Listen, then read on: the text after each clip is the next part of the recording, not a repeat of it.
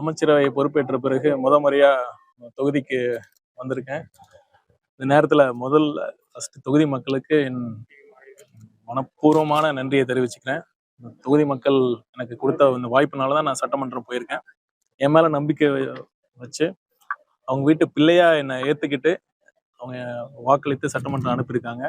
கண்டிப்பா அவங்க நம்பிக்கைக்கு 100% நான் உண்மையா இருப்பேன்.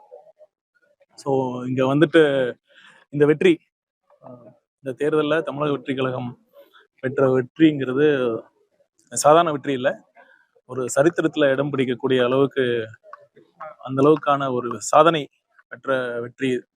50 வருடங்களுக்கு ஒரு முறை நிகழக்கூடிய ஒரு சாதனையாக இது நிகழ்ந்திருக்கிறது.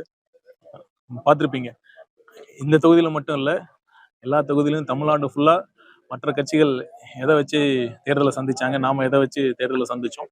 ஸோ மக்கள், நான் திரும்ப திரும்ப சொல்றது இதுதான், இந்த மண் பெரியார் மண்.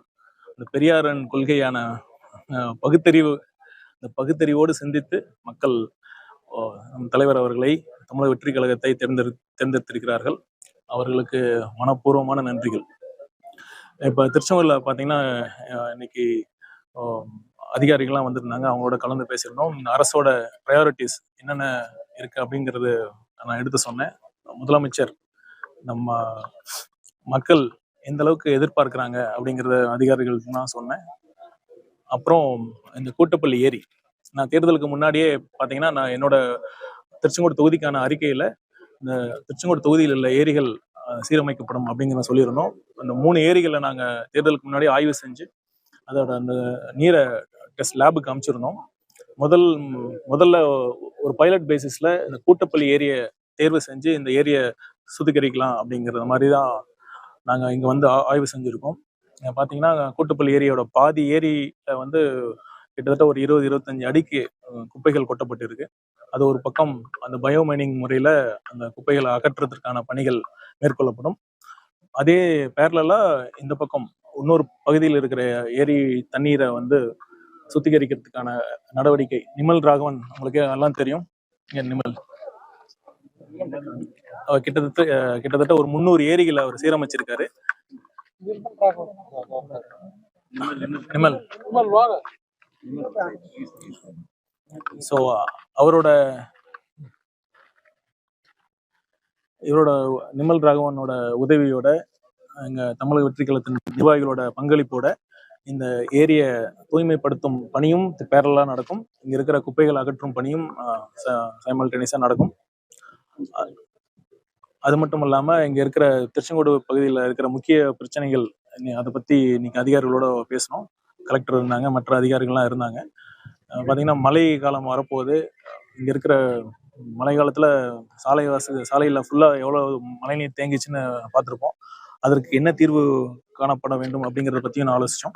விரைவில் திருச்செங்கோடு மக்களுக்கு ஒரு நல்ல செய்தி வரும், கண்டிப்பாக நல்லது செய்வோம். தலைவர் பொறுப்பேற்ற பிறகு முதல்ல சொன்னது என்னன்னா, தமிழக மக்கள் மிகுந்த எதிர்பார்ப்போட இருக்காங்க. பாத்தீங்கன்னா மற்ற எல்லாத்தையும் கட்சிகளும் புறந்தள்ளிட்டு தமிழக வெற்றி கழகத்தை தேர்ந்தெடுத்திருக்காங்கன்னா மக்கள் அந்த அளவுக்கு ஒரு எதிர்பார்ப்பு இருக்காங்க. இது பெரிய பொறுப்பு, இது பதவியின் தயவுசெய்து யாரும் நம்ப வேண்டாம். இது பொறுப்பா நீங்க எண்ணி மக்களுக்காக உண்மையா வேலை செய்யணும். ஏற்கனவே சொன்ன மாதிரி ஒரு கரப்ஷன் ஃப்ரீ, ஊழலற்ற ஒரு நிர்வாகத்தை நான் கொடுக்கணுங்கிறது தான் தலைவரோட லட்சியம்.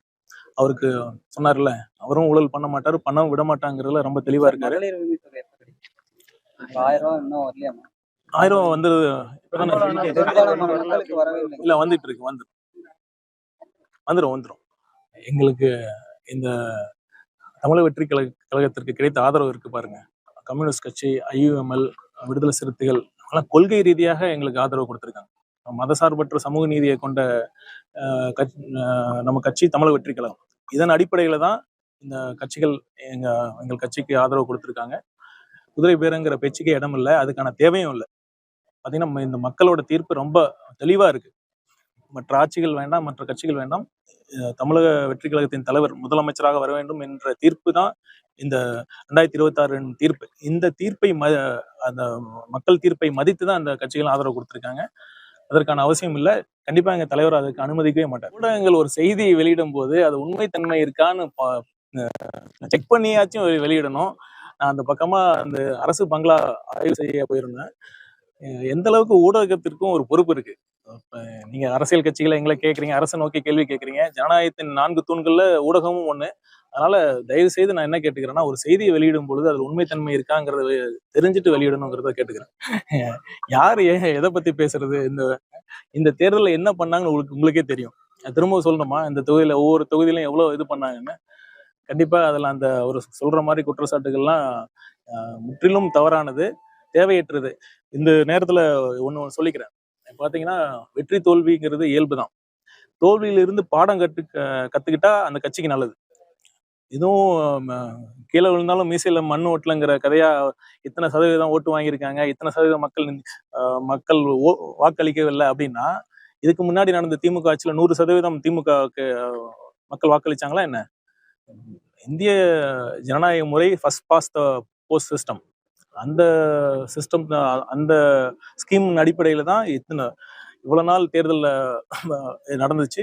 அதன் அடிப்படையில தான் திமுகவும் இத்தனை வருஷம் ஆட்சி பண்ணாங்க. அதை விட்டுட்டு இந்த மாதிரி சிறுபுலத்திலமா பேசிட்டு இருக்காரு. இதுல இருந்து ஒண்ணு நல்லா தெரியுது, அவங்க மக்கள் தீர்ப்பை அவங்க மதிக்கல, அவங்க தவற என்ன பண்ணாங்க, ஏன் மக்கள் அவங்களுக்கு இந்த தீர்ப்பை வழங்கினாங்கிறத அவங்க புரிஞ்சுக்கல. ஒரு விதத்துல பார்த்தா நல்லதுதான், அவங்க இப்படியே இருக்கட்டும், மக்கள் அவங்க கண்டிப்பா அடுத்த தேர்தலும் அவங்களுக்கு ஓட்டு போறதில்லை. இலாக்காக்கள் இன்னும் அறிவிக்கப்படாம இருக்கு, விரைவில் அறிவிக்கும். இதுல அதிமுக அமைச்சர்கள், முன்னாள் அமைச்சர்கள் இடம்பெற வாய்ப்பு இருக்கான்னு ஒரு சந்தேகம் மக்கள் மனதில்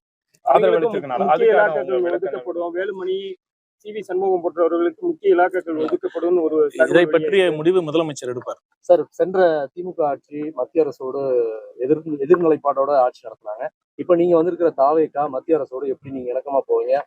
நிதி உதவி எல்லாம் வாங்கணும், மக்களுக்கான சேவைகளை எல்லாம் நிதி நிறைய இருந்தாலும் செய்ய முடியும். நீங்க எப்படி பாக்குறீங்க? எதிர்க்கணுங்கிறதுக்காக எதிர்க்க வேண்டிய அவசியம் இல்லைங்க. இப்ப கொள்கை ரீதியான மாநில உரிமைகள் சார்ந்த ஒரு எந்த வித முடிவா இருந்தாலும் மாநில உரிமைக்காக தமிழக வெற்றி கழகம் முதல் கட்சியாக குரல் கொடுக்கும், போராடும். அதை தவிர இந்தியா ஒரு கூட்டாட்சி நாடு, இட்ஸ் ஃபெடரல் ஸ்டேட். அதனால இது மாநில உரிமை சார்ந்தது. இந்த நிதியை நாங்க ஒரு இணக்கமான சூழ்நிலையில தான் நாங்க அணுகுவோம். we want to cooperate with the union government.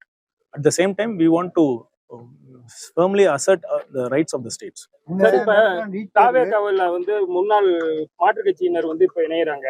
இப்ப இருக்கக்கூடிய நிர்வாகிகளுக்கு முக்கியத்துவம் அளிக்கப்படுமா, இல்ல மாற்றுக் கட்சியிலிருந்து சேரக்கூடிய நிர்வாகிகளுக்கு முக்கியத்துவம் அளிக்கப்படுமா? இப்ப இருக்கிற நிர்வாகிகள் முக்கியத்துவம் அளிக்கப்படாது அப்படிங்கிற மாதிரி ஒரு எண்ணத்தில் இருக்காங்க. எப்படி பாக்குறீங்க? அந்த மாதிரிலாம் கண்டிப்பா அந்த சூழல் வராது. தலைவர் அவர்களும் சரி, பொதுச் செயலாளர் அவர்களும் சரி, ஆரம்பத்துல இருந்து சொல்ற விஷயம் என்னன்னா, இவ்வளவு நாள் உழைத்த நிர்வாகிகளுக்கு கண்டிப்பாக உரிய அங்கீகாரம் கொடுக்கப்படும். நீட் தேர்வு இப்போ இது மறுபடியும் எழுதணும்னு சொல்லியிருக்காங்க. ஏற்கனவே எழுதுற நீட் தேர்வு ரத்து பண்ணியிருக்காங்க. இப்ப அதனால இங்க இருக்கக்கூடிய மாணவ சிரமப்படுறாங்க. கண்டிப்பா அதான் எங்க தமிழக வெற்றி கழகத்தின் நிலைப்பாடு என்னன்னா, இந்த மாதிரி நாடு ஃபுல்லா ஒரு தேர்வு முறை ஏற்புடையது இல்லை. ஏன் ஒரு நாடு ஃபுல்லா இத்தனை லட்சம் மாணவர்கள் எழுதக்கூடிய ஒரு தேர்வுல எவ்வளவு லட்சம் கொஸ்டின் பேப்பர்ஸ் எல்லாம் இருக்கிறப்ப கண்டிப்பா ஏதோ ஒரு இடத்துல இந்த மாதிரி லீக் ஆகிறதுக்கான பாசிபிலிட்டிஸ் இருக்கதான் செய்யுது. இது கல்வி, மருத்துவம் மாநில பட்டியலில் வரணும். அதுதான் தமிழக வெற்றி கழகத்தின் கொள்கை முடிவு. அதற்காக தான் நாங்க போராடுவோம். இந்த நீட் மாதிரி தேர்வுகள் தேவையில்லை என்பதுதான் தமிழக வெற்றி கழகத்தின். நாங்க நீட்டை ஆரம்பத்துல இருந்து எதிர்த்துக்கிட்டு தான் இருக்கோம். விரைவில் இதற்கு சட்டப்பூர்வமான என்னென்ன ஆக்ஷன்ஸ் பண்ணமோ அதுவும் பண்ணுவோம். அந்த இடைப்பட்ட காலத்துல நாங்க என்ன கேட்டிருக்கோம்னா, தமிழக வெற்றி கழகம் இந்த மருத்துவம் ஒரு தனியான ஸ்பெஷல் கன்கரண்ட் லிஸ்ட்ல கொண்டு வரணும். இது மாநில உரிமை சார்ந்தது. இது மாநிலம் மருத்துவ நுழைவுத் தேர்வு அட்மிஷன்லாம் மாநிலமே பண்ணணுங்கிறதா எங்க நிலைப்பாடு. இதற்காக தொடர்ந்து போராடுவோம். பிளே ஸ்டோர் மற்றும் ஆப் ஸ்டோரில் இருந்து பாலிமர் செயலியை QR கோடு மூலம் பதிவிறக்கம் செய்யுங்கள். செய்திகளை உடனுக்குடன் பெறுங்கள்.